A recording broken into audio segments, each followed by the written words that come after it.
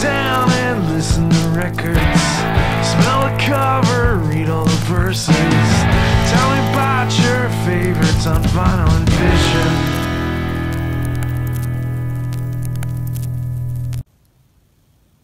Hello, and thank you for tuning in to the latest episode of Vinyl and Vision. We're back. Here we are with episode 101.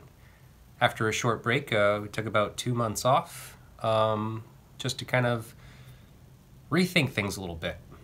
I realized that I wanted to keep on speaking with some people, and I had a couple of people in mind.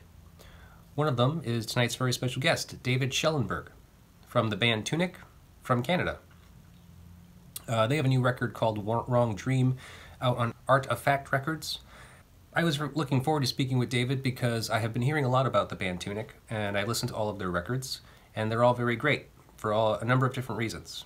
They are a band that is evolving, which is cool. I love that. I love to see and to know about bands that are doing that in the moment that they're doing them. And we touch on that a little bit in this conversation.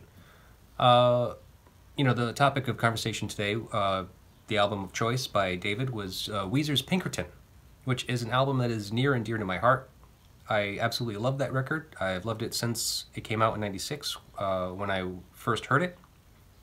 As far as comparing and contrasting, the album chosen by the artist who also makes music and what they make, there's some similarities, I think. I encourage you guys to go and listen to all of the records that Tunic has out currently, and maybe you can even hear a little bit of that yourself. If you don't know Weezer's Pinkerton, by all means, go pick it up. So I hope you guys enjoy the show and hope you enjoy our conversation. And if you do, all that we ask is that you please do all the things you do with the internet. Like, share, subscribe, comment, rate, review, all of those things. And remember to check out Tunic and all of their records. Links will be provided in the show notes. And they will be on tour in support of the band from the UK called John. Not to be confused, the band name is John. I guess it's because all the members of the band are Johns. So do that when you can, if you can. Links will be provided, of course, for all of these things, tour dates and so forth. And thank you. Enjoy. Hey. Hello, David. Hi, how are you? Good, how are you doing? All right, I'm all right. So what's going on, man? I've been hearing a lot about Tunic, and it's like really a pleasure to kind of have you here to speak with. Awesome, thanks so much. Just regular rock band stuff. We just did a nice 3 weeks across North America, and we're home for the summer. We're gonna announce a few more shows for the fall, and we're going out on a support tour for this band John from the UK in October. So we're just keeping busy. Yeah. More dates in the U.S. with that band John, right? Yeah. We have one show in Canada, in Toronto, but the bulk of it's obviously in the U.S. Okay, wow, well, that's great. Yeah, I'm sorry, I missed you. I think you were just here not too long ago, or at least I guess the closest you came was Boston, right? We did play Boston. Yeah, you played with our friends Bedtime Magic. That's right. I'm sorry, I don't know where you are. Oh, Rhode Island. Oh, in Rhode Island. Well, you know that we made our last record there in Rhode Island. Yeah, was it just the last one, or was it all of them? It was the last one. The Wrong Dream we made in Pawtucket with Seth Manchester. Oh, how do you like Pawtucket? I mean, the only part of Pawtucket I saw was Machines with Magnets, so I loved it.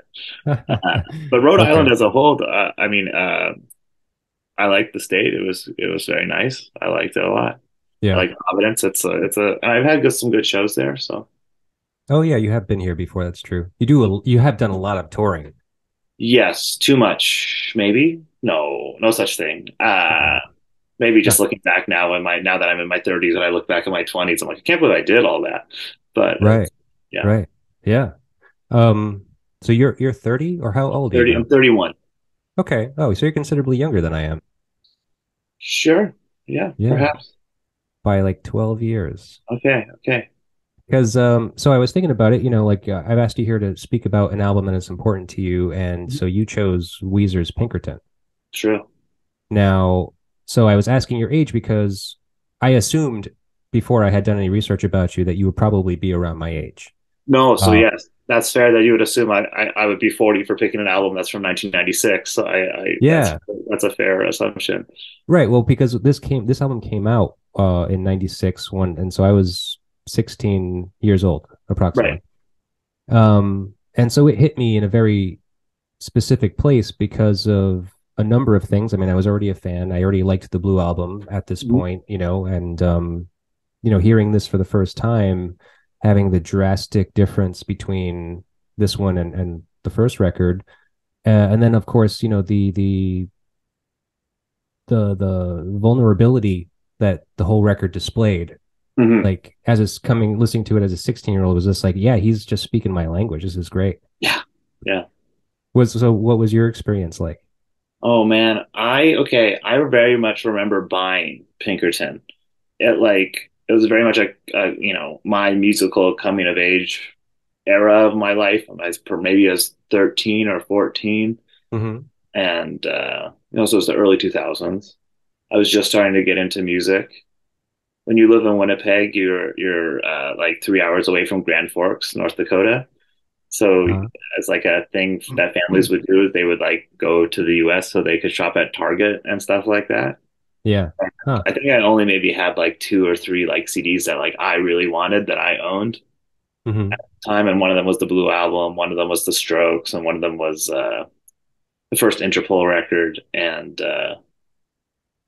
so then I was I was down in Grand Forks, and I saw that they had CDs at Target, and I got the Green Album and Pinkerton, and I bought them both, and I remember wanting to listen to them really badly, and I put on Pinkerton. I get in the car, and it's like me, my older sister, my parents, and they're like, and it just starts with that horrendous feedback, or like slash synth.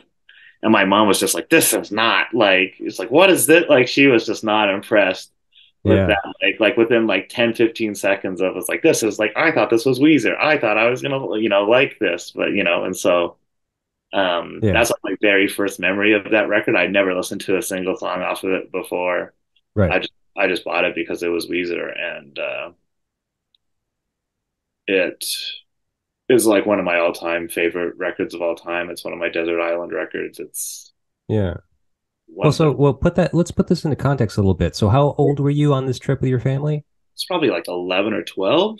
And this is what, 2004? 2003, 2002. Somewhere around 2003, there. 2002. Okay. So, so this record had already been out for a while, and Yeah. Weezer is already like a household name by this Yeah. point. Green Album was out. So Yeah. they already went back to being safe. Right. So Right. Safe yeah. and very famous at this point. Yes. Yes. So what were you like? You were in the car with your parents and your mom and your sister. Did you say it was your mom that said like I thought this was Weezer? Like she was Yeah. Yeah. surprised? Yeah. She was like surprised and not very, very happy to like first song to be, tired of sex, and for it Right. to be like this, like quote unquote heavy, very distorted, angst filled, you Yeah. know, and Well, so I guess so. So she had experience with the band. Like she already kind of knew who Weezer yeah, was. yeah, She's because she was my mom, and so she would have heard me like downloading the Blue album on Napster or something like that, like on the family computer or something like that. yeah, So yeah. So what did she like? What is your mom like? What would she listen to? my mom, my mom, both my dad doesn't like music. Wow. My dad had one CD in his car, and it was the Caddyshack theme song. I mean, it's the Caddyshack soundtrack. Yeah, Dad loves golf, yeah. and my mom loves the Beatles. She loves Joan Baez. She loves Rod Stewart, and Okay. those are sort of all the things that like that I grew up listening to in the house. Yeah. And I don't know if this is just a Canadian thing, but there's Women in Songs. Do you remember this CD compilation? It sounds vaguely familiar. I'm not sure. It would be like just like 15 songs from the top female singer songwriters of the year or whatever. So it'd be like, I don't know, it was like a very like Celine Dion, Alanis Morissette. Yeah, Uh, yeah, it sounds vaguely familiar. I feel like I've heard of it in passing, but never really had to sit with it, thankfully. it's true. So and so now you at this time, you said you were about 12 or 13. Yeah, What were you listening to? I mean, obviously you knew and liked Weezer. What else were you into at that time?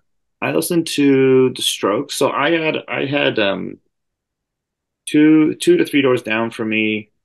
There was a I had a friend who was a year younger than me, but and he had some older brothers who were in like grade 11 and 12, or maybe they were even one of them was even graduated, but they had a band. They Oh, had a okay. band and they worshipped Weezer and um, all the sort of garage rock revival stuff Hmm. of that early 2000s era. Okay. So like they were really into like the Strokes and the Vines and the White Stripes and Yeah. some of that real like classic Okay. power chord rock music. Right, right. And so that was like really eye opening to me. Is like we would like hear them play covers, or like my friend would be like, my brother burned me this CD or whatever. And so like Weezer was always sort of like regarded as top dog. And so Yeah. I took it from there. But like I also was skateboarding a lot, as one does in junior high. Hmm. And I found a lot of music through skateboard videos. So like that's how I Okay. discovered Interpol, which was like one of my favorite bands at that time also. Oh, really? In skateboarding videos? Yeah. That's And so then funny. and there was Decepticon by La Tigra was also in a it was in the same music video, and I remember being like, but like there's no credits, it doesn't say what the song is or anything like that. And so like Right. I Yeah. had to, yeah, so then and every Friday night I would watch The Wedge, which is on Much Music, which is Canada's MTV. Okay. And The Wedge was like their indie hour. And so like there would be that's where I heard Interpol. Like that's when I like was like, that's the song from the skateboard video. Like, holy shit. And like Hmm. they would maybe have Beck, they would maybe have like I remember seeing like a Portishead music video on there, but it was all like sort of like things that they wouldn't play during regular hours. It was Yeah. like, Right. more like so that's sort of like I discovered a lot of music there. But yeah, that between Much Music's The Wedge and my childhood friends, older brothers band, that's where like it all sort of started for me. Yeah. Oh, okay. That's cool. And so, and well, what about for you for yourself? Like, when did you start learning how to play an instrument, and what instrument did you start with? Right after that, pretty much. So I some friends of mine were quote unquote starting a band. Two of them play guitar and someone just got a drum kit, and so I begged my parents to buy me a bass, and they said no. So they rented me a bass to see if it was something that I'd be into. And it's very funny because music was never something my parents wanted. Like, no, they never wanted me not to do music, but I have a learning disability. I have a couple learning disabilities, and which makes reading very difficult for me. Oh, And okay. so they're like, well, you won't be able to read music, so let's not make him do music. Where my Right. sister played piano and took piano lessons, and so they're like, I want to learn how to play bass. So they eventually rented me a bass. I joined my friend's band. We were awful. I started to learn tabs. Uh, Hmm. and that's, yeah, so I started on bass. And actually, Tunic is the only band I've ever not played bass in. Oh, okay. I bought a guitar to make Tunic. So, Yeah, yeah. Well, how many bands have you been in before Tunic? oh gosh, many, lots. Okay. So, Maybe, like a dozen. It has to probably be at like a dozen or so. Like, okay. Wow, that's a lot. I mean, and how old were you when Tunic started? I was quite young. Tunic really started as like a glorified hobby. Yeah. Um, I was probably 21, 22. Okay. So it's Yeah. like Tunic's been around for a decade, but we really didn't do anything for the first 5 years or so. I had to learn how to play guitar, and it was Right. just like it was just like me and two buddies meeting up at midnight on a weekday to jam for a couple hours and smoke cigarettes and drink beer, and like Hmm. it was it And was hash just, things out, kind of. yeah, it's just like a glorified hang. Like Yeah. it's just an excuse for me to play drums with someone for me to play music with someone who I wanted to play music with, who was a drummer, Sam Neill, who's our original drummer, who still does all of our artwork today. And my roommate at the time slash still current best friend, Rory Ellis, who also just Mm. recently left the band. But yeah, so it was just like the three of us just hanging out, making weird punk music together. Yeah. Well, what inspired that? Because I mean, like, well, maybe I should ask before that. So these 12 bands that you were in before, like what style of music were those bands? Oh, they were all like the first one was very much like a indie pop, indie rock, very safe. Sure. A la Uh, Weezer, yeah, sure, exactly. Like a maybe. very yeah, very a very sort of like they would have like we covered the Sweater Song, we covered the Pixies, Hmm. Okay. um, and then I played in like I got really into post rock later on, so I made like an instrumental rock band.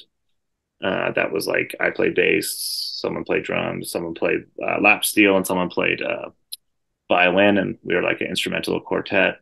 Hmm. That was Okay. that was cool. And then I played in like my friend Kelly had a more sort of piano forward like indie rock thing, so maybe more like some more of that like twee Okay. sound.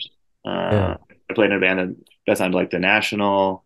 I played in a very like Joy Division, My Bloody Valentine inspired sort of uh, Yeah. Yo La So, Tango-y. so nothing that was kind Nothing of that was classic, heavy.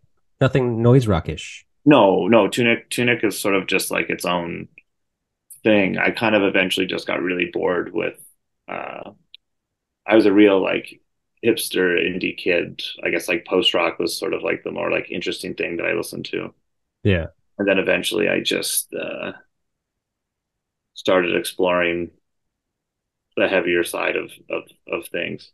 Yeah. Yeah. Okay. And so noise rock specifically, I mean, you would consider Tunic to be a Yeah, of noise course. rock Yeah, band, right? yeah, yeah. So, I mean, I so consider what? Tunic to be whatever people want it to be. I don't really care, to be honest. At the end of the day, it's whatever my hands make. It's Sure, what. sure. Yeah. Well, so I mean, with that being said, I mean, you didn't have any aspiration to be in a noise rock band. You No, were just trying, experimenting with music and trying to make something more abrasive and kind of loud and aggressive. yeah, not even originally. Like Tunic was like supposed to be like a more like heavier like indie band, like sort of like on like the less noisy version of like Sonic Youth or something like that. Okay. And but then Sam, our original drummer, is a fucking behemoth of drums, and I believe a quote that Rory once said was that Sam plays like drums like a brick in a washing machine. Like Oh, like yeah, he was so loud and so heavy. And so I'd be like, I'm like, I wrote these riffs, and then Sam would be like, cool, I play drums like this. And I'd be like, and so I had to just be like, oh shit, I gotta change how I write songs. yeah. And so I started writing heavier songs to match with Sam's heavier style. And Huh. Sam really started to show Rory and I, and Rory and I very much had the same musical upbringing. Some cooler bands to check out. And like I remember the first time Sam ever played us Bauhaus or like some sort Hmm. of More, yeah, or this heat or sort of like yeah, scratch acid or something like that. Like he was the one that showed all of us all that stuff, and we were like, oh, this is really cool. And then right. I didn't sing for like the first 2.5 years of band practice. Okay. And I was like, what's my voice going to be like? And then eventually I just started like talking, and I started talking louder, and I started yelling, and I started really yelling. And so I Yeah, never set out to make a noise rock band. I was never like, I love Jehu or I love, you know, yeah. like cows or Jesus Lizard. I want to make a band like that. Like it just started happening. That's funny. Well, it's cool though. I mean, it's actually kind of more impressive because it's like there's nothing that was clouding your vision. It was all just like whatever comes to me and feels good. Let's do it. Exactly. And it's always been like so many people have been like, oh, do you listen to this? And I'd be like, nope. Like we go into it and play a show and people are like, have you ever heard of this band? I'd be like, nope. And like, and I found a lot of cool bands that way of people Sure. Yeah. telling me about it, but I've never really like, I started listening to the bands after I started making the music. Yeah. That's great. That's so cool, man. I actually really can appreciate that. And as far as your music is concerned, I mean, I guess that makes sense because, I've been listening to your three records that you have out currently, and and I hear a little bit like a hair. I can hear like a hair of like what Weezer is and what they may have influenced on you. Like because you have a sense of like melody and a hook and maybe even a little bit of a pop sensibility Mhm. in some of your songs. But it is still, noise rock. It's still noisy for sure, and dissonant harmonies and so forth, and obviously the screaming vocals is a little Mhm. different than Rivers Cuomo. Yes. But um but then even lyrically speaking, it's your music is tends to be um vulnerable in a sense, maybe not as kind of like bare as this album seems, as Pinkerton Mhm. seems, but definitely you kind of bare yourself and your soul in your music. Yeah, and I definitely like took, you know, I think that's very clever of you to see that sort of line between Weezer and Tunic, and um, yeah, I very much like took, thinking about Pinkerton as a like essentially just like a diary of Mm-hmm. frustration and guilt and shame and of all those things, and like every Tunic record is about I my love that. frustrations, guilty, like guilt, shame, and it's my therapy, just like how Pinkerton was very much, you know. And so that's I don't know if I've ever actually realized that until talking about it now, but that's like Hmm. lyrically, Tunic has always been something that I just use for for this pure cathartic energy of it, of yelling about whatever thing I'm unhappy about at that time. And it's funny to revisit those things every night on tour and be like, well, remember when I was mad about this 6 years ago? And Right. so like it's and yeah, for the pop sensibilities, like I still have like my roots in you know, in pop music or in like, alternative pop music. And so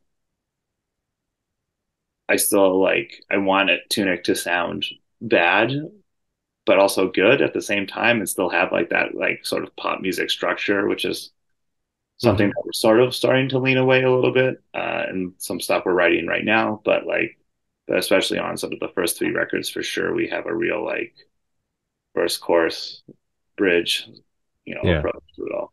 Yeah. Okay. Cool. Well, I mean, I think it's funny. Like, I just love to try to make these connections. I mean, like you're saying it's weird and maybe how you never thought about that until now, but that's kind of what I do. Mm-hmm. It's like I'm trying to find through lines and connections because sometimes there's not. Sometimes Mm-hmm. there's none. Sometimes it's just like, wait, why did you choose this record? What did it do to you? Because it does you can't hear any kind of connection sometimes. But but this is an interesting one because first of all, I love this record. I was very happy that you chose it Oh, because I great. I, I know it. I mean, I know I have my copy right here. Better than me. I think I bought it on CD three times, I think.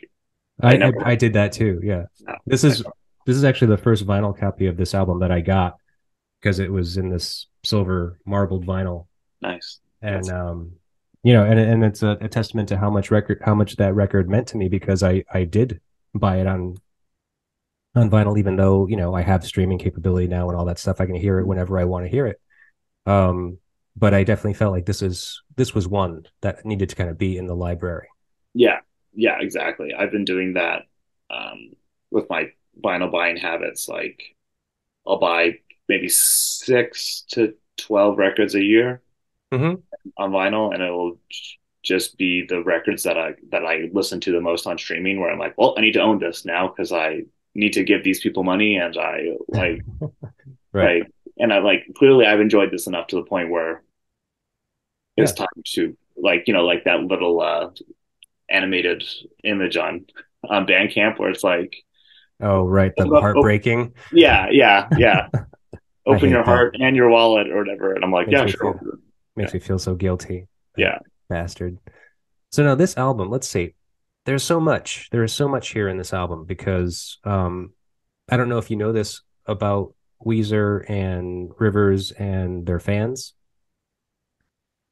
Well, I guess Rivers particularly is so much of this like open book, and he documents things really well, Hmm. and he's completely honest. So there's like, and then his fans are so fanatical about trying to find out information about this band. There's actually a website dedicated to them called Weezerpedia. Oh, they have one of those. I wonder if I spent any. I must have spent some time on there. Well, I've been spending some time on there this past few days. It's essentially my only resource for this conversation tonight because everything's there. I mean, Right. like anything you would want to know about them, any song that they wrote, there's pretty detailed uh, information about each song and album and so forth. So I'll just go ahead and say that that's Sure. my Yeah. my primary resource for tonight. But let me see. Let me start off this before we get into the album. I want to just share a quote with you of Rivers Cuomo saying, "I really wanted these songs to be an exploration of my dark side, all the parts of myself that I was either afraid or embarrassed to think about before." Cuomo wrote on July 10th, 1996, in an open letter that was featured in the liner notes of the deluxe edition of Pinkerton that came out in 2010. So there's some pretty nasty stuff on there. You may be willing to forgive the mean lyrics if you see them as a passing low point in a longer story. And this album really is a story, the story of the last 2 years of my life. And as you're probably well aware, these have been 2 very weird years.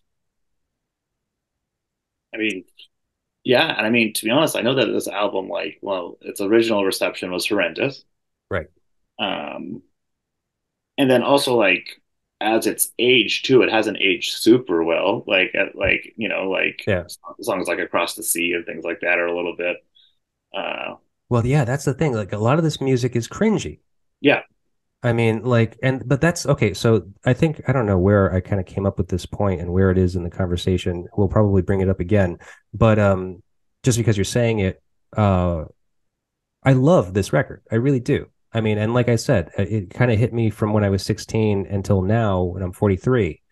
Um, I don't think that if the record was, if it wasn't produced in the way that it was, if there wasn't that raw kind of like fierce delivery in the way that everything was recorded, from the drums to the guitars to the vocals, it wouldn't have gone over. Like No. it, yeah, like it probably wouldn't have kind of lasted as long as it has currently. Like, yeah, it was the poor reception because it wasn't as clean as the Blue album, Yeah. But then but like go you ahead. sorry, there was the printed retraction, right? Like in it was Rolling Stone or something like that. Did you know this? That Rolling Stone printed a retraction like 20 years later where they're like, this Oh song is yeah, actually, like, actually 9 out of 10 instead of that, right. like, instead of the half star or the two we gave it, however long ago. Yeah, I mean, and that's weird that they would have done a retraction. I mean, it's totally fine to like look back on a record 20 years later or however long it was and say like, you know what?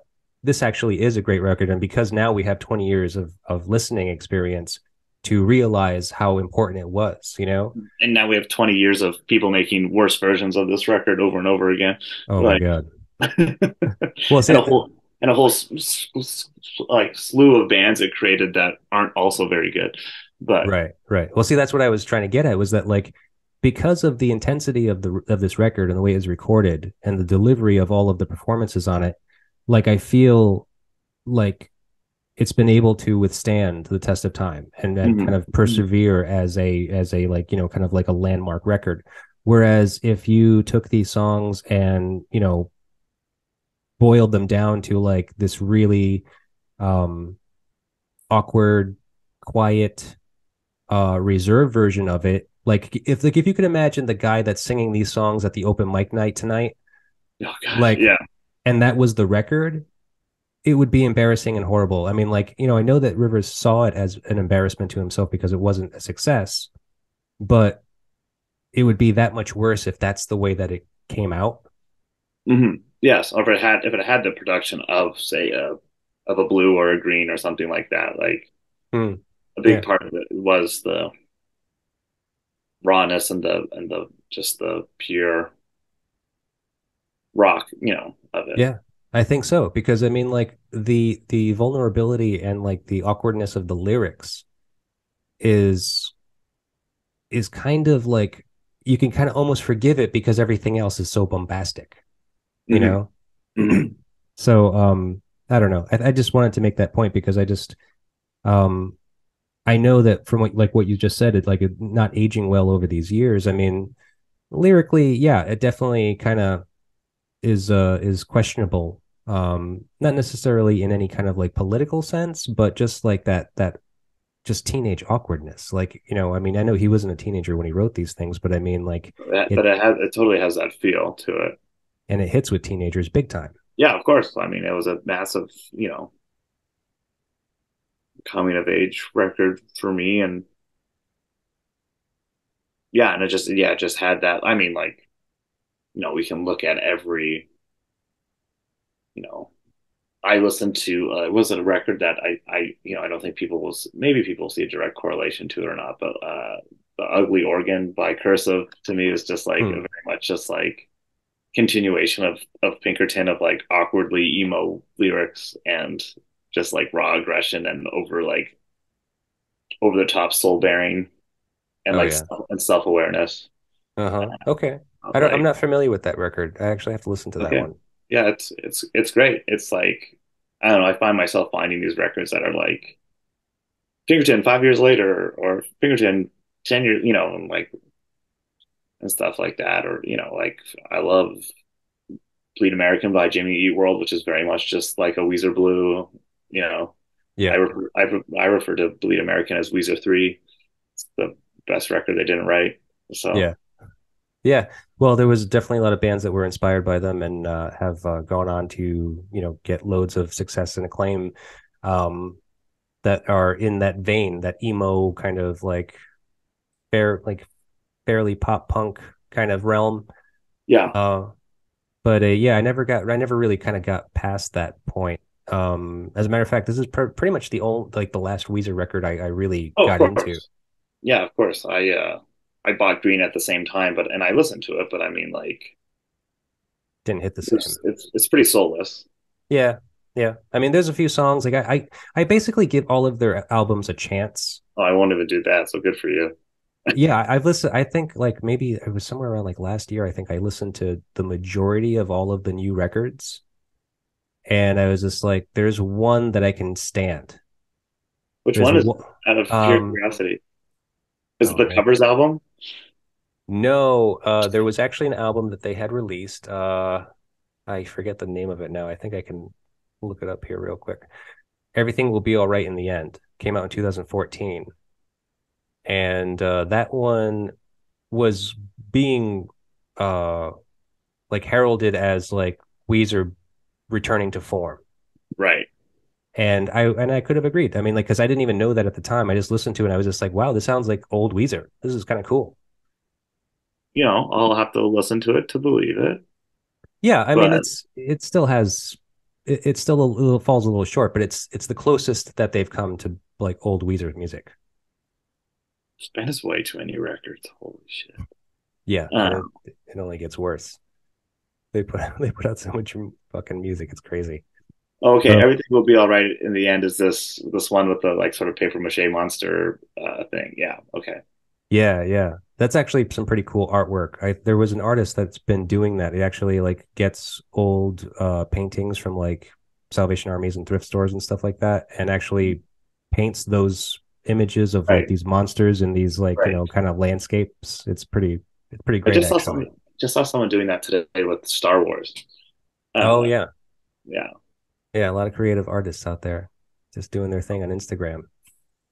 All right, so well, let's go ahead and get into this record. Let's start to talk about these songs. Um, so you had said something earlier, which I didn't know if you were actually privy to this information, but Rivers Cuomo actually did release a book called The Pinkerton Diaries.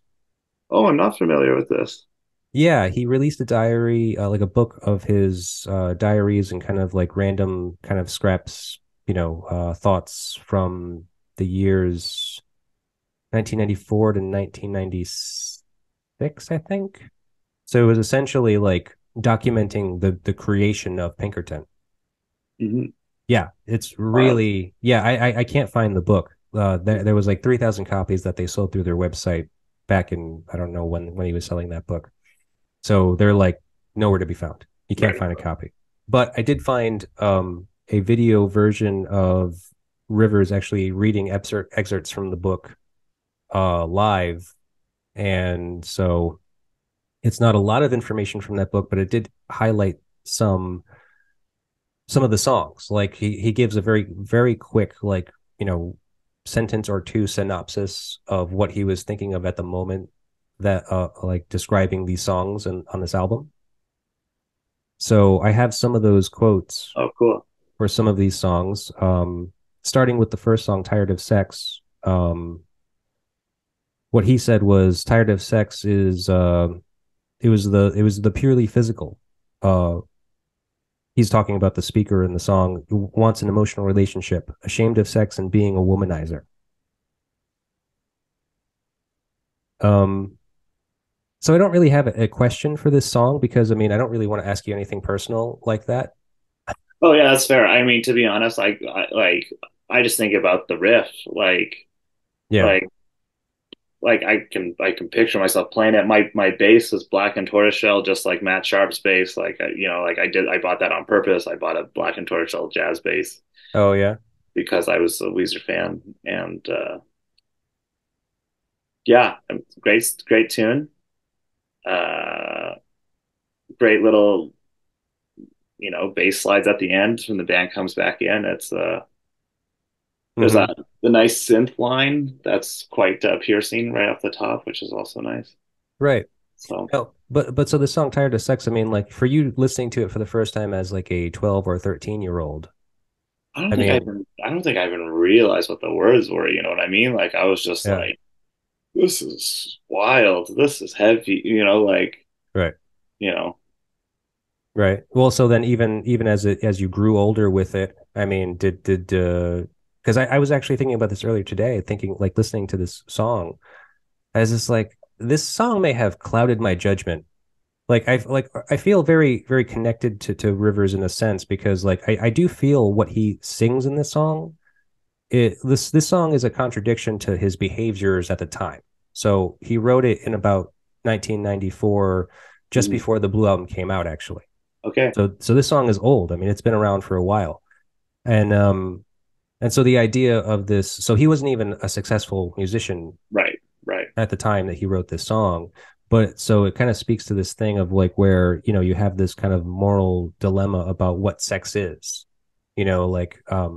and like I said, I connect to it because, I always thought as a 16-year-old, I was just like, well, I want to have sex because I hadn't right, yet. right, So how right. can he be tired of it already? He's like such a young guy. He's just like, I mean, he's a rock star. Like he has like girls throwing themselves at him, right? Right.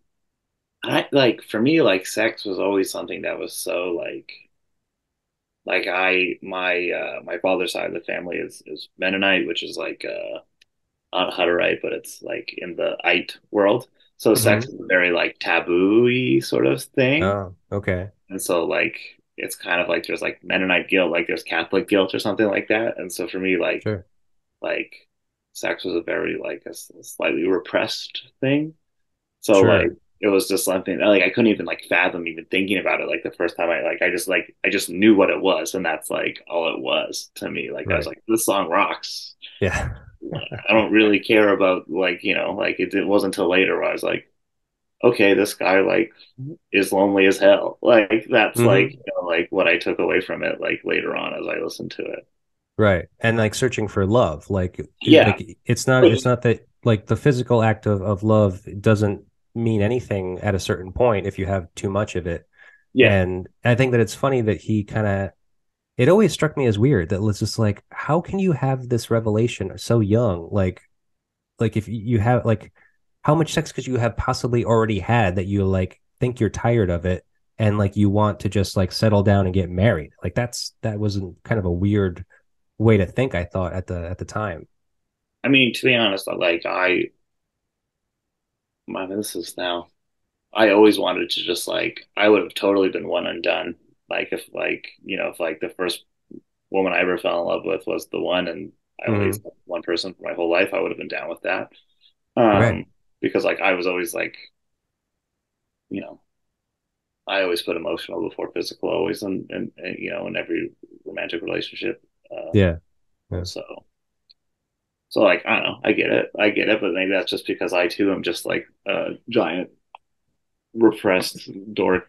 So Yeah. Well, see, I mean, I felt that same way too. I mean, like I actually my first like my high school girlfriend that I ended up losing my virginity with, we talked about it. We talked about the whole marriage thing and we were like, yeah, we're good for each other forever. Like this is it, you know. And it didn't work out by the end of our senior year, but you live and you learn, I guess. I don't know. Exactly. All right. Well, so the next song is Get You. I don't have anything for this song either. I was actually going to skip it. I didn't really have a question for it because like there was very Sure. limited information about it that kind of seemed pertinent. But I will share his quote with you. He says that Get You, he feels tremendous pain in not possessing a particular girl. He's getting a little payback, but knows if she consented, he wouldn't care about her anymore. Oh, okay. Weird, That's right? I don't like that. No, see, and that's a weird thing too. Is it's like, okay, so from the guy that's like all about like, oh, I just want to get married, I don't care about sex, I just want to find this girl to settle down with, to like, you know, needing to get payback for a relationship or, Yeah, and like kind of just trying to take advantage or like kind of just you get, I don't know, it's being just weird. use somebody. Gross, gross.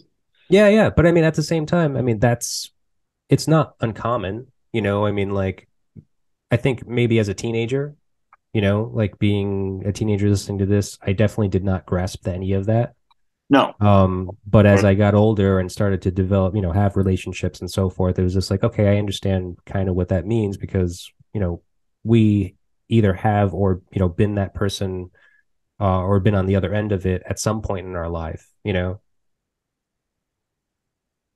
yeah. I guess so. Yeah, that's a weird. I never really even thought about what that song was about. To be honest, Hmm. like weird, weird.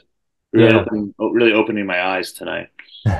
Oh, good. Well, yeah, I hope not for the bad, just all for I the mean, good. that's also okay too.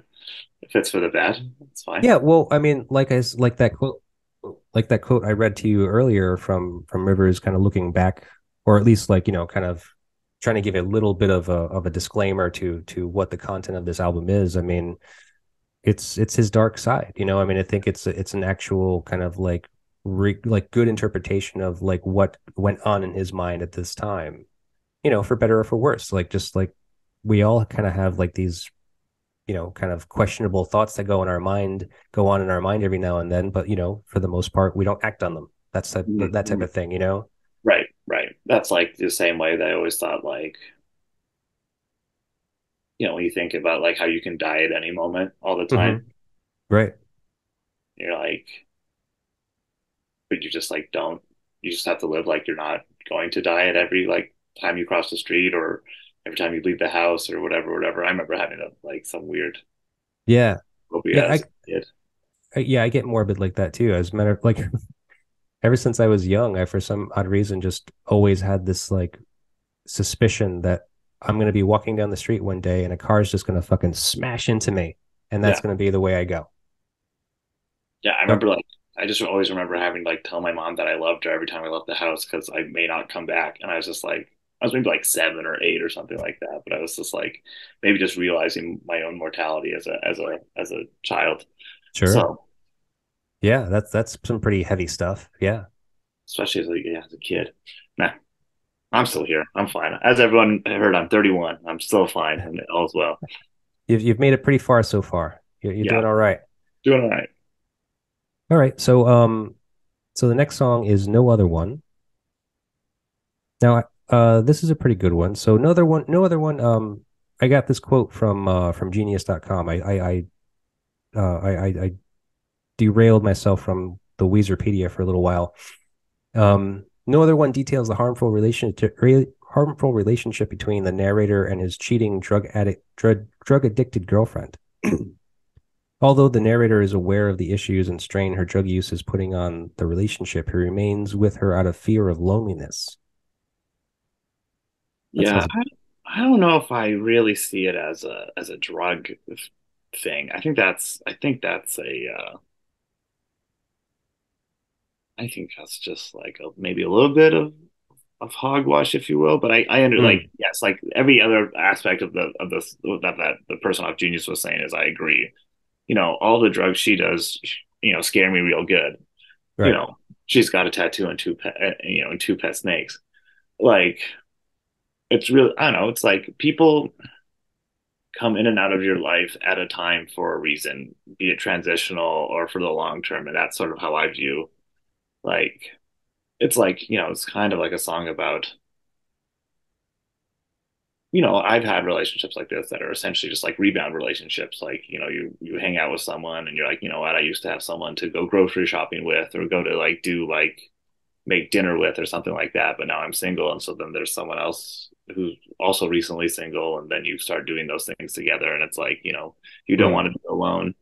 It's filling the And void for the moment. yeah, yeah. Yeah. And so like I kind of see that song like as that a little bit. I think that yeah, maybe Yeah. that's just me.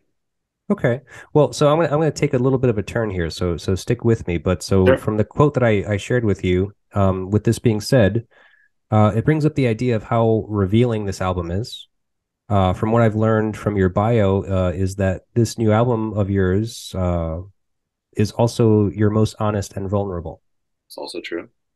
So, was this an equally conscious decision to kind of expose your dark side? Um, yeah, I guess so. Like I every record for Tunic has had the first record like Complexion, which is now just on Exhaling, like a breakup record, and Quitter is a record just about Rory quitting and me quitting drinking, and then Wrong Dream is just about a lot of sad stuff. uh, I I had a friend who died. I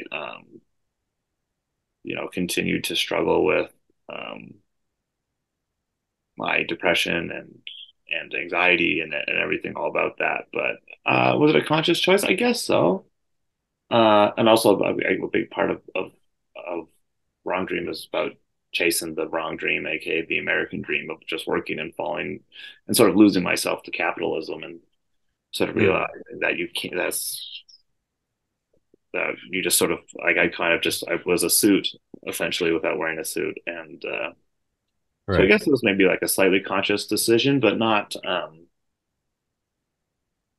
as drastic as one might think. Uh, Yeah. it's just the reality is of my situation at the time. Yeah. Okay. I mean, because I listened back to it, I listened to it again today and try to follow along with the lyrics to kind of just like get a better idea of what is being said Hmm. throughout those songs. Hmm. Um, yeah. I mean, I don't think it's the same. It's not the same type of vulnerability. I mean, like, I think that you are more poetic in your word Yeah, choice. and that's a shield. That's a guard, to be honest. Like Sure. that, Yeah. like it's done poetically on purpose to be like Yeah. So you don't just for the hear reason. exactly what it is. It's just Yeah. like, oh, this isn't, you were saying shame and guilt or whatever. And it's just like, this song could be about jerking off, but I'm not saying I'm jerking off. I'm saying this in a different way where it's interpretational. You can kind of take whatever you want out of that. And I heard that, not that you were singing about that, but I'm just saying that the lyrics are creative and evocative because it does leave a picture to be painted that can be kind of, you know, for somebody to interpret however they want to Exactly. And interpret it. there's been a few people who have been like, "Oh, this song has to be about this." And I'm like, "Sure, if that's what you want it to be about, like that's cool with me." And like some people like protect it or something like that. Like someone's like, "Oh, this has to be about COVID." I'm like, "Oh no, it's not about that." But like if you Mm-hmm. want to think it's about that, but like really it's about people portraying themselves on Instagram, like, like in a certain way of in the like, in the cause of gaze of social media, if you will. Yeah, sure. I get some of that too. Yeah. What was it? Under Glass? Yeah. That one. Yeah. Okay. Under, And and then I also feel your strife. Well, like in the bio, it's mentioned. I mean, like I can't pinpoint exactly where it was on the record, but the um the strife that you felt about being in the suit, like kind of like selling your soul for a job type thing. yeah, disease and all that stuff. Yeah, there's a couple of tracks like that where it's just about being a square and just working and not making records and not doing the thing that I've dedicated my whole adult life to. And Right. the line is a disease unable to shake, which is, what Mhm. capitalism is on the world. So, Sure, sure. I mean, and everyone feels that. I mean, like, I feel like even the people that I know that are musicians that are, still going at it very hard, and like, it's hard to say that they're successes, because as you oh can yeah, probably, as you probably feel yourself, I mean, it's just like, how many tours, how many records do I have to sell to be a success? It's just like, we describe ourselves as like a blue collar band all the time, and I know that like Mhm. that's such a blue collar, white collar, whatever. It's all dumb, but like we'll all have jobs that we will come home to for the rest of our, like, and I Sure. think we,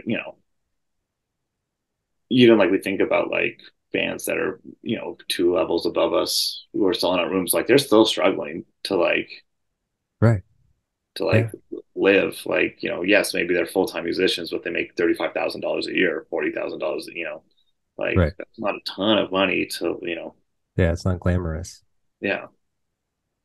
So but they get to play those sold out rooms, which is fun. exactly. That's all, and I know that Tunic, we talk about how Tunic has a ceiling too. We know we're not going to be, to go back to the White Stripes or something like that. We're not going to be a arena band. We will be a club band for the rest of our lives. We'll be playing at Hmm. midnight or 11 p.m. despite us wanting to. Like well into for a long time to come still. Right. Right. Okay. Yeah. It's just, I feel you. I feel your record. I feel where you're Awesome. coming Thank from. you. All right. Well, speaking of which, let's move on to the next song. Why bother? My bother. Great track. So why bother? Let's see, what do I have here? In 2005, and for a few years after, Why Bother was typically performed with guitarist Brian Bell singing lead vocals. Interesting. Yeah. Speaking of vocals and your new album, Wrong Dream, Hmm. it sounds like the vocals are coming from a very different place compared to your previous two records. Like your vocal delivery is a little different. Can you Hmm. tell me anything about this change? Sure. I wanted to make a more diverse sounding record and very much um, my vocals were very, one dimensional on the first two records that we made. Hmm. And so to open it up a bit to make um, the record sound a little more diverse and sort of have some dips and some some heights and everything like that. I wanted to just switch up the styling of my vocals a little bit, and Hmm. also screaming like how I screamed before every night is a really amazing way to burn yourself to destroy your voice. And Right. so now it's like this last tour we just did. I was like never like, oh man, I gotta like drink as much tea as possible or do something. Like I was just like, oh, I'm cool. I can do this every night now that I don't have to like yell my fucking head off all the time. Right. Uh, Yeah. it Though, was though you still do a little bit. yes, yes, and yeah, and I still do, and I still my voice still changes, and my talking voice gets lower and raspier and on tour. But like I was never scared of losing my voice. But it's just about like the same way as in the songwriting had evolved on the third record. It's the same way the songwriting has evolved on the record. I wanted my vocals to catch up as well. Hmm. Yeah, no, I can definitely hear that. I mean, like it was a shift I felt because I listened to all of your music and maybe I'll make this comparison. As you had said earlier, when Pinkerton was released, it received a cool reception at best, due to its drastic raw production. Um, so let me ask you this: what do you think is the biggest difference or change Tunic has gone through on your last album? Oh, well, we play in a major key for the first time ever. um, we have a song that's over 6 minutes. Okay, There's legitimate, epic. yeah, there's legitimate harmonies. Um, it's the first record we made without Rory, and our friend Drew from the band Blessed co-wrote the songs with us and played bass on it. Hmm. So I don't know. The biggest thing was just that we sort of like we opened up the record genre wise and songwriting wise. We wrote better songs, and we instead of sort of just like slamming pieces together and being like, okay, done, we like really put everything under the microscope this time and really like thought about what what's best for the song instead of just being like, we need to write songs so we can make an album. Like it was about Sure. crafting, like really the art of songwriting this time. Hmm. Okay. So would you consider yourself to be a better songwriter now? Yes, yes, yeah, very much so, I would say. Yeah. Yeah. Um, And what about the band? Because your band has gone through changes. You're the only original member, I think, I right? am. That's correct. Dan, who plays drums, uh, Dan's been in the band for I guess 5 or 6 years now. So it's like it's been a long time for them. And Dan replaced Sam, who was our original drummer. And Dan plays on Quitter and plays on Wrong Dream, and Rory played on Complexion and everything on Exhaling and on Quitter. And then Tomas has joined, and I feel like we have the best version of the band ever. Everyone's the most committed, and everyone is really into it. Tomas came in just like guns blazing, like what Hmm. responsibilities can I take? Like very much like Dan. When Dan first showed up, Dan was like, I was like, what songs do you know? Dan's like, I know all of them. And same with Tomas. Like I was like, what songs do you want to play? Tomas was like, I know all of them. And I was just like, okay. And so Wow. like it's just sort of like Dan and Tomas. I guess I'll go back. Rory and Sam were my friends, and we made a band as friends. And then one of us wanted to take it as far as we could, and the other one sort of gave their blessing to bow out and find people that were willing to take it as Yeah. far as it's willing to go. Yeah. And that's Dan and Tomas now have joined, and it's everyone's just really gung ho and wants to make the best music possible and really wants to push this project as hard as we can. So it's Hmm. yeah, we've had a lot of turnover, and I'm extremely stubborn. And instead of changing the name, because that's just sort of suicide for something that you've worked so hard on, Sure. I didn't want to give that up. I just wanted to keep going. Right. Right. Okay. Well, I mean, that's great. I'm glad that you found people that are of equal measure to your, your desire.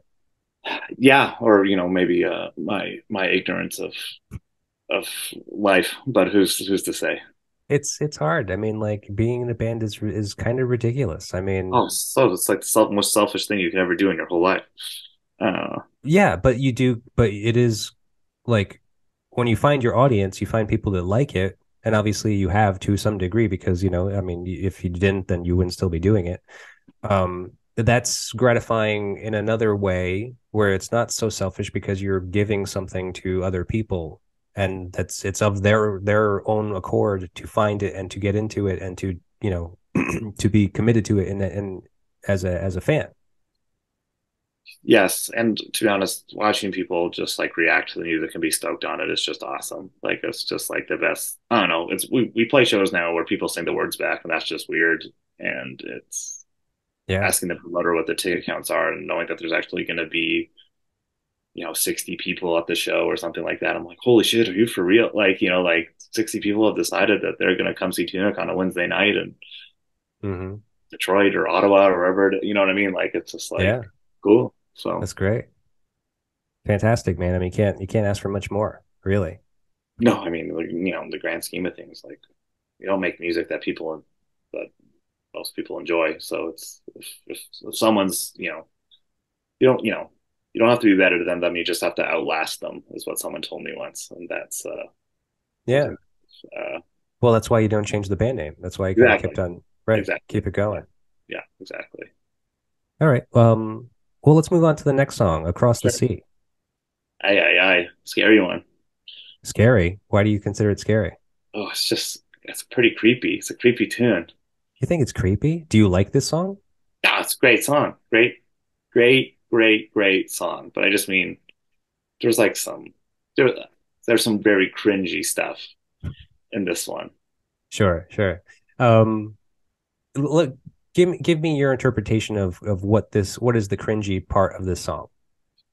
Uh, the exact moment.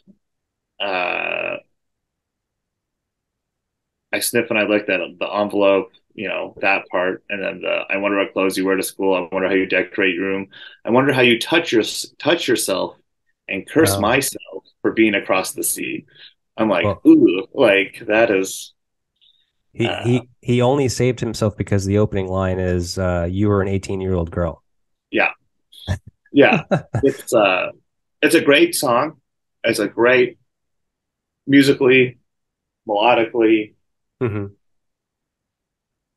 It's a great song, but there's some real lyrics in here that do like this. This is like when I think about this record not aging well. Like this is like feel like I'm in a horror movie. Like I'm covering my face out of like fear when I'm like, oh, I can't like.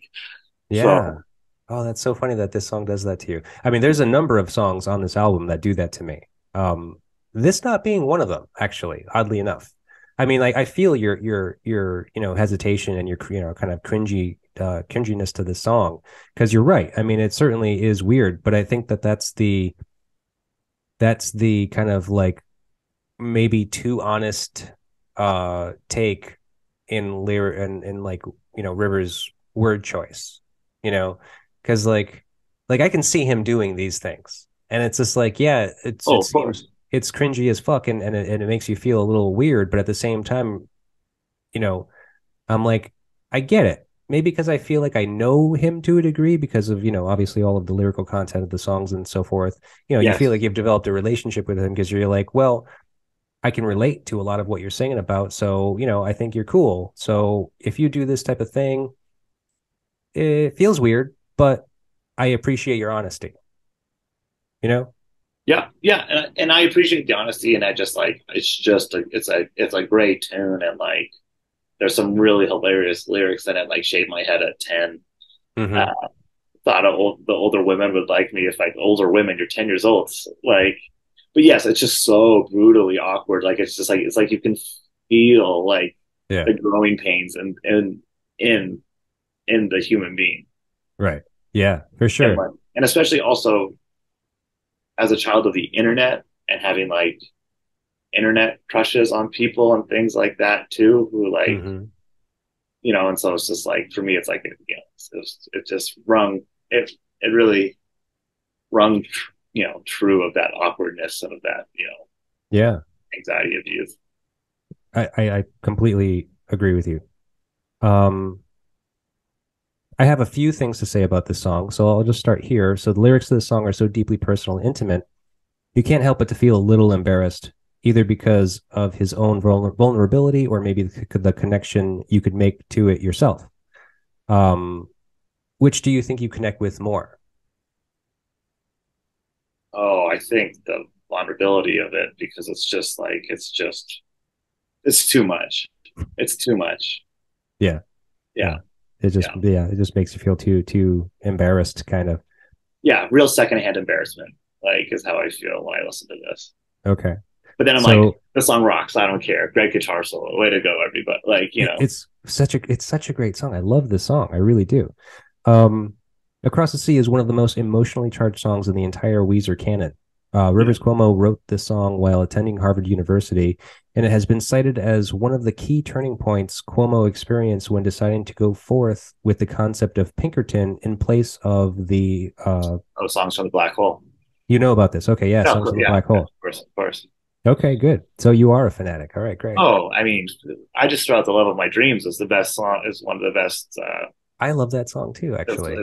Is incredible, and rentals play it, and can't remember which Hayden's sister it is. Is it Petra or one of I them? think it's Petra. What Yeah. like I've watched videos of them playing it live and like in '96. I'm like, oh yeah, like it's yeah, oh yeah, songs from the Black Hole. Of course, that's the only reason I ever paid attention to any of those like Rivers B-sides and stuff. demos. Yeah, those demo like Rivers like solo records where he was just slowly putting out songs from the Black Hole until someone Oh, like right. the internet put them all as one thing, and I was like, yes, please. Yeah, yeah, yeah. Oh, that's where the book came from. Alone 3.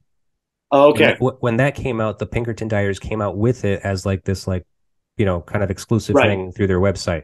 which makes sense because it's like now all of these songs are out there now. So yeah, Right. Yeah. Okay. So you know about the songs from the Black Hole. So the question is there a song on your new album that may have steered the overall direction of it? Oh, no, I don't think so. I think the biggest thing was Drew pushing Dan and I to make a record that we wanted to make. Because there's some songs on it that sound very drastic, and like every band, when you write a song, you just name it after you write a riff. You just you name the song after whatever the band was that inspired you. I think that the biggest factor in the way the record turned out was working with our friend Drew, who sort of like allowed us, who okayed us to lean into some more post punk slash maybe indie adjacent tendencies that we had, instead of having to focus on making like Hmm. a super blown out record again or something like that. Right. Right. Yeah. Okay. Cool. Well, that's good. Let's move on to the next song, "The Good Life."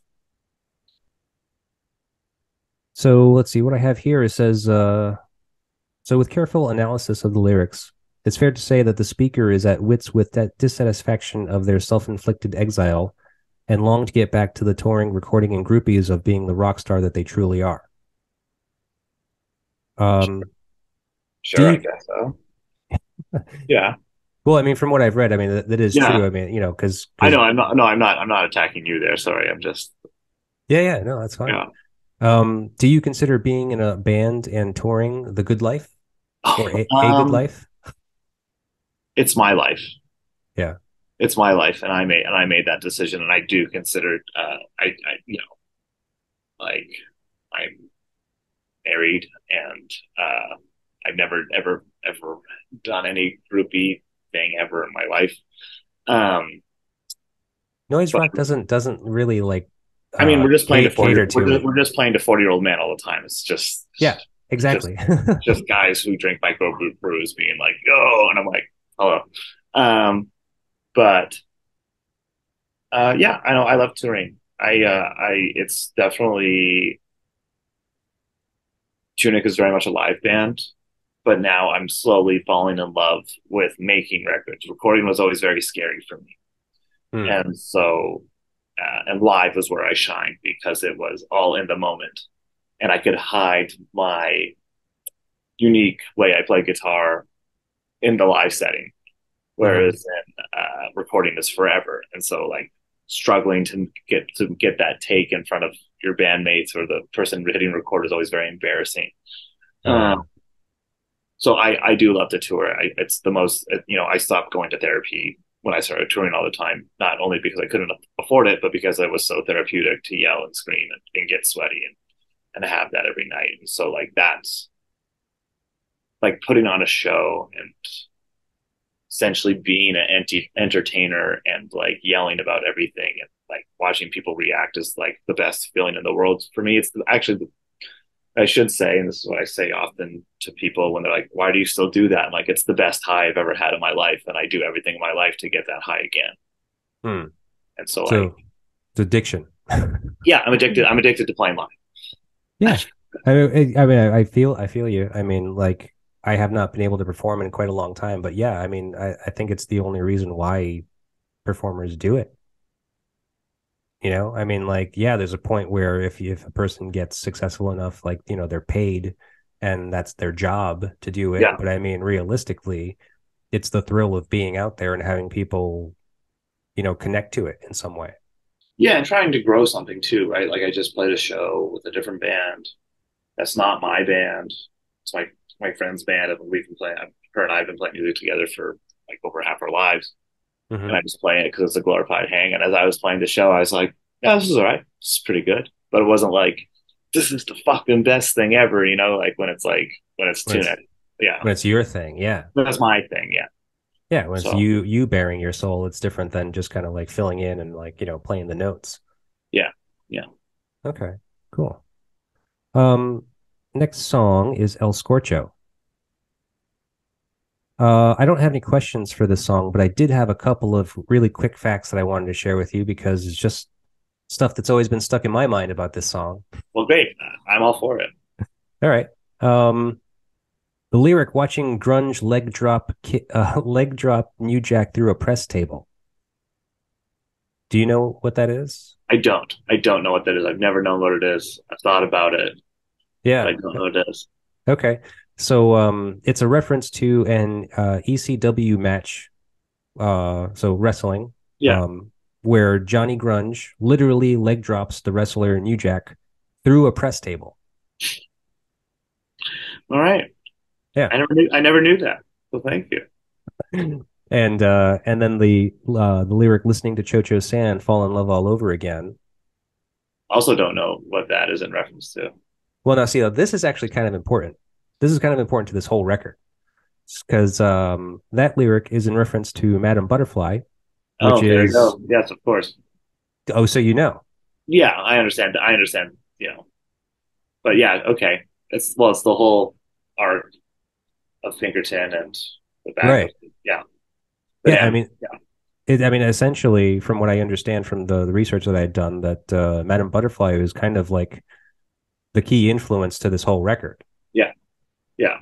Or two, I guess maybe the songs that are yeah, I guess the whole record, but I mean like obviously there's some songs that were about space. Uh Oh, right. Yeah, yeah, yeah. Yeah, I guess it's a loose kind of like theme, but I yeah, mean, those characters specifically, I guess, because let's see, so Chocho San being the main love interest of the another character in the opera BG Pinkerton, right, of course. That's yes. the Yeah, namesake of the album, right? right. So yeah, I mean, I feel like that's kind of a very pivotal point lyrically in the album, which I never got until Yeah, you know doing all this research now. crazy. Yeah. That right. I understood that the loose concept, but I never knew anyone's name from it. So yeah, so that's all I want to share with you about that song. I think that was just kind of fun information to pass along. Next song is Pink Triangle. Oh, great track. Yeah. Again, another song I don't really have a question for, but I will just say that Rivers explained in an interview on Fresh Air with Terry Gross that the song was inspired when he saw a beautiful girl in one of his classes at Harvard in 1996. He watched her over a period of a few weeks and began to have fantasies of marriage and was crushed when she came to school with a button of a pink triangle on her backpack. He had taken that to mean she was a lesbian. I don't know. Is that like? I guess I should have asked my best friend is a lesbian. I should have asked her. If that's a real thing, but I think at the time that it was kind of like a big fashion thing. Like, I mean, like now rainbows are essentially kind of like the right. Yes. telltale sign of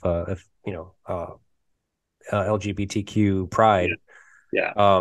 But back then when it was, uh, I don't know how to say that exactly. It's not like it was a It was a more yeah. I know where you're trying to get to, but yeah. yeah, it was like the visual kind of component of like what that meant to kind of be part of that community, I guess. Mm-hmm. Like what was that band? The that punk band, they had a pink triangle in their logo. And it was a very, very queer positive band. Oh, Pansy Division. oh, this I don't know. Don't know. I'm unfamiliar. Okay, yeah, because it was like that period of time specifically that kind of like the pink triangle was definitely associated with like homosexuality and lesbianism specifically. I Right. feel. Okay. Okay. And I will say that the song has one of the best lyrics of all time on it, which Hmm. is everyone's a little queer. Can't you be a little can't you be a little straight? Right. Which That is is a pretty good one. that's out of all the sort of bad lyrics on that. Not to say that lyric is overly good, but I just mean it's very it's clever. It's well written. I feel Yeah, like I agree with that because I mean, I think that's true too. I mean, like in a exactly. sense. Yeah, it's like one of those brutally honest lyrics where you're like, huh, nice one, instead of being like, oh, that's makes me uncomfortable. So, Oh, you have a tendency to do that to make me uncomfortable. Rivers, yes. Rivers. Um, I can't remember if it was that song or if it was the next song. I think it's the next song, "Falling for You." Hmm.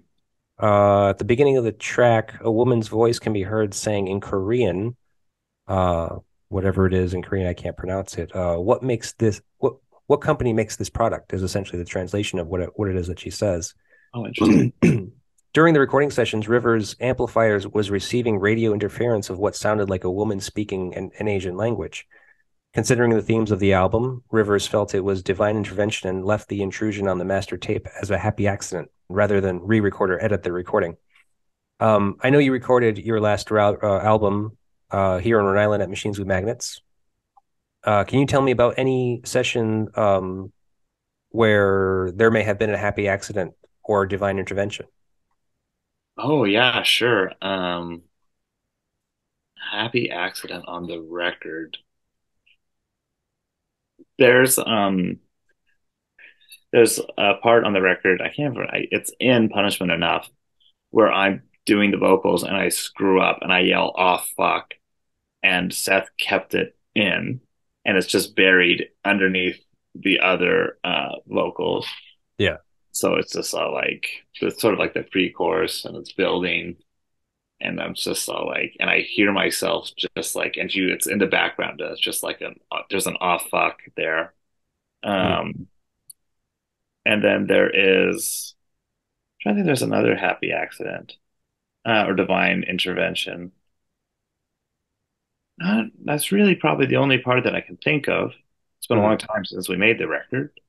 Um, but yeah, and to be honest, that's actually happened on a different record where I also screwed up the lyrics and yelled "oh fuck," and then it also makes it onto the master recording. So it's two for two, if you Oh, will. okay. Yeah. Well, maybe this will become a trend. You'll make a point to So, throw in a well, couple of off fucks. the one thing that I do in each record is I take a lyric from the previous record and put it onto the next record. Like Uh, hidden or yeah, like yeah, okay. yeah. So like on the very first EP, I don't do it, but but on the next on the Boss EP on Eye Contact, there's a line I sing, I am a constant disappointment again." Um, Okay. and then at the end of uh, and then on Complexion, the first record, I say, "So you want to be the boss, so you want to be in control," from the Okay. song "Boss" on the record. And then I can't remember what it is on Quitter, and I can't remember what it is on Wrong Dream, but I know they're both in there where I purposely do it. And it's just like a fun thing for me to do. And I've never actually really spoken about it till right now. Oh, Uh, okay. Well, so so these are like Easter eggs, really, kind of. yeah, there's just like a fun thing for me to do to be like, I need a lyric. Maybe it's the time for me to pop in the lyric from the previous record in here to be Sure. to be the placeholder, and then it ends up working and stays. And sticks, yeah. It's also kind of like makes for like a little through line of all of the works. Exactly. And like I like to do it on songs that relate to the previous, song. Sure. When they share a lyrical theme, I'll be like, oh no, what line would work here is this one I already wrote. Let's put it in. Yeah. Okay. The song also has the incredible lyric of "I gotta go turn in my rock star card and get fat and old with you." Yeah. Uh, I love it. There's so much good stuff on this record. I mean, like cringy at times, sure, but still really great. oh, and oh yeah, and then that whole second verse, because I'm a burning candle, you're a gentle moth, teaching me to look a little bit kinder, and I Hmm. do like you, you're the lucky one. No, I'm the lucky one. No, I'm the lucky one is such a powerful lyric in the song, right before that chorus. Also, the fact that every verse starts with "holy something," "holy cow," "holy moly," "holy sweet goddamn" is also Yeah. just like a dumb thing that I always thought was funny. Yeah. Little passionate too, it seems, like that he kind of has to start every verse like that. And I always remember this lyric always very much stuck with me of the what could you possibly see in little old three chord me, uh, Hmm. which I was like, yeah, I also don't really know how to play music. Where like I was like, I relate to that. Yeah. Where obviously Rivers is a very talented guitar player and Yeah, songwriter. he gives himself he cuts himself a little bit short on credit. He's obviously very good at what he does, and he's just very prolific to boot. Yes. So we'll just move on to the next and final song, Butterfly. So That's a Butterfly, sad one. sad one. You find it Yeah. sad? That's, I think so. I feel like it's sad. This was the somber one for you. Yeah. I agree with you. I mean, like I love it. I'm a sucker for a sad song. I love sad songs. There's nothing I like better than to listen to a sad song and drink beer and cry. Oh, we got a lot of hanging out to do. All right, cool, man. Let's do it. Um, so Butterfly alludes to the Puccini opera about Madame Butterfly. The opera concludes when the primary character, Cho-Cho-san, upon realizing that B.F. Pinkerton will not return for her, decides to die with honor rather than live in shame, and commits suicide with a knife, dying just as Pinkerton arrives. In the Weezer song, Rivers Cuomo sings about his regret upon catching a butterfly in a jar, only to find her withered away when he wakes the next day. I actually don't really have a question for you about this song, but that is certainly a sad way to end it. It is. And I mean, I feel like that very the three last lines of the song or the repeated line of I'm sorry, Mm-hmm. like when I hear that, I hear um like the next wave of music, like what we talked about. Like I hear like Bright Eyes or something like that. Like I hear all these like All the emo. Dashboard Confessional. I hear all like that gate, those floodgates opening up to there's even this band that I really like that was on Epic Records for one record. So is that why it's so sad for you? This song? Oh, because it's just like to me, it's just like no, it's just a sad song. It's a somber Sure. song. Again, there's some questionable. There's some maybe this is my overly hyper mind of I smell you on my hand for days. I'm like, what's that all about? I've done Uh, that. I've done that. It's uh, fucking powerful. you know, Seriously. Like when you can smell like a woman on like either your hands or like on your clothes or your yeah, pillow. or like Oh, yeah, there's some certain perfume that I smell and I can just see the person in my hmm. um oh and there's also the clever line, if I'm a dog then you're a bitch. But uh but yeah, it's I don't know, I just feel like this song is sad to me because it opened up all it's a sad sounding song. It opened up the floodgates of emo singer songwriters. Right, right. I also saw a band cover this song at a house party once, and I was like, this is a terrible idea. Like, it's like midnight on a Saturday, and you're up there playing Butterfly by Weezer. Like, this, Mm, you are a sad soul. yeah. Sad, sad soul. I mean, like, play the good life, play something that rips, but like, that is a bold and very bad decision. Yeah, I can agree with that. I mean, I haven't seen anyone do that yet, but I can imagine it didn't go over well. No.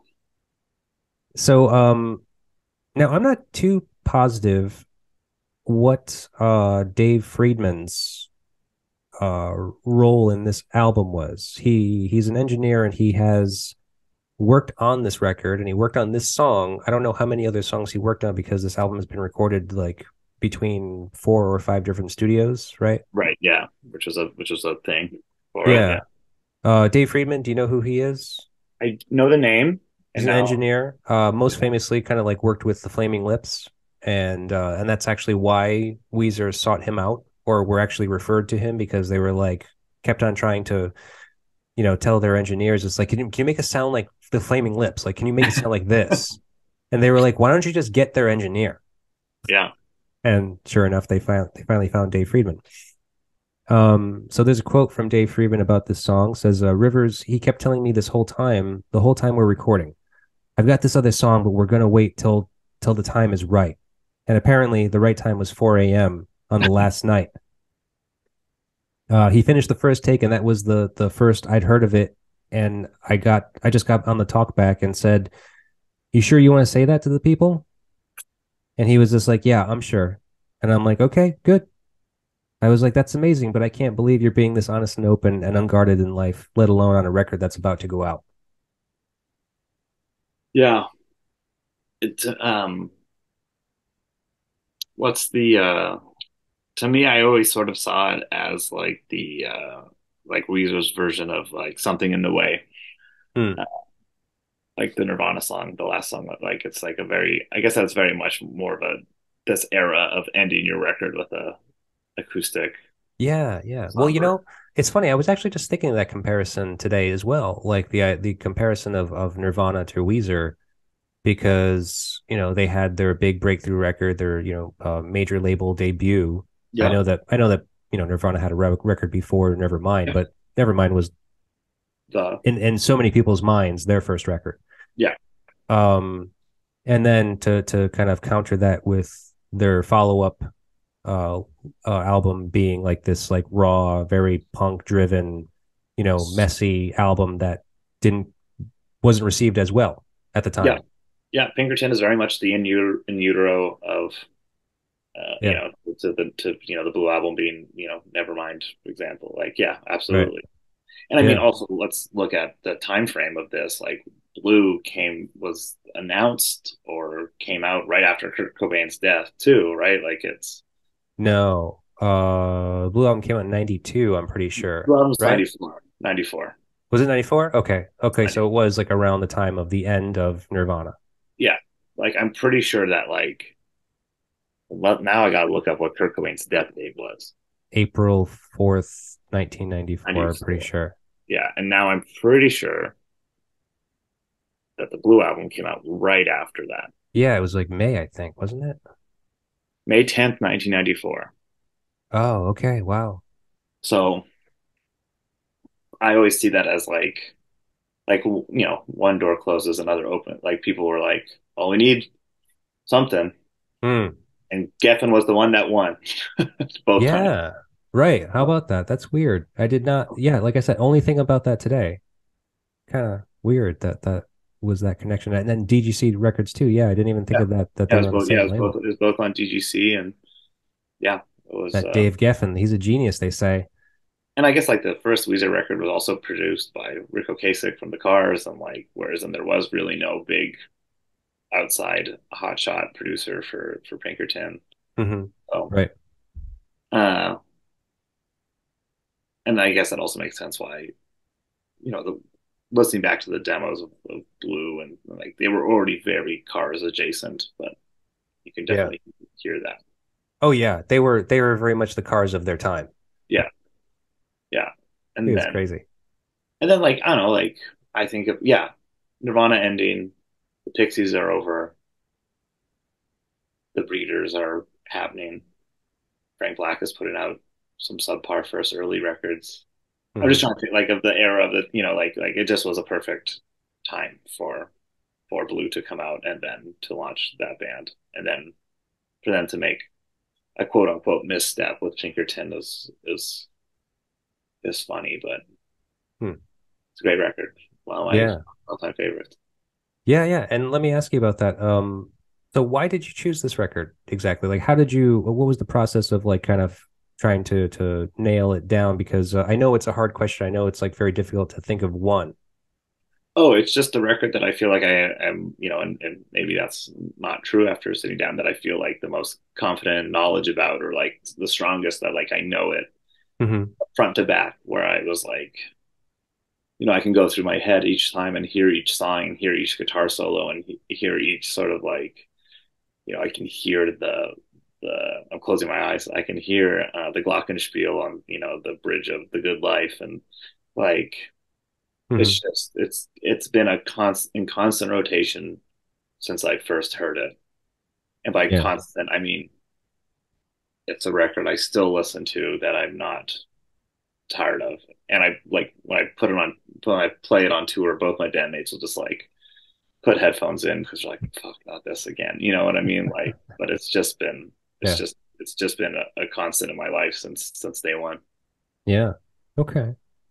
Um, what do you think that it or how do you can you pinpoint anything that you feel like you took away from it, whether it was like directly or indirectly? Bass distortion rocks. Uh, Yeah. um, yeah, bass distortion is sick. Um, maybe And this is, I don't know, maybe have your second record be similar to your first record a little bit more than you would like, Yeah. maybe at times. You don't feel like you were willing to go out on a limb on your second record, no, No, or no, I wasn't. I was ready to make a better version of the first record that we made. so then where does the Wrong Dream fall? Like I know it's the third record by me. Wrong Dream is the outlier of the three. I feel like I feel like Wrong Dream is like the best written noise rock record that we made that shows a development of songwriting and production. Yeah. No, Uh, I think that's true, and good on you for being aware of that. Where do you think you're going? I like to think I know where we're going, and I think we're going even further. Like we're not making a quitter, we're not making a Wrong Dream. I think we're gonna make a more crowdy, heavy, repetitive. Hmm. Um, but I won't talk about the lyrical content. But it's also a very very sad Hmm. and emotionally vulnerable record that we're making. The most Yeah. very much the most like personal thing that we'll ever make.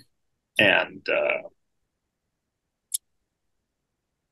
but yeah, it's gonna be it's the songs will be they'll be different. They'll be different, and I'm happy to just continue to grow as an artist and to make the art that I want to make and collaborate with Dan and Tomas and have fun and really just really grow as a band. I'm just happy to continue to just very grateful to be able to make art with people that I love making art with and making interesting art that's interesting to us and ideally people. But I really have no desire to make songs in the pop rock formula anymore. Hmm. Okay. That's great, man. I'm happy to hear it. I'm looking forward to what you come up with next because it seems like you are definitely on a trajectory.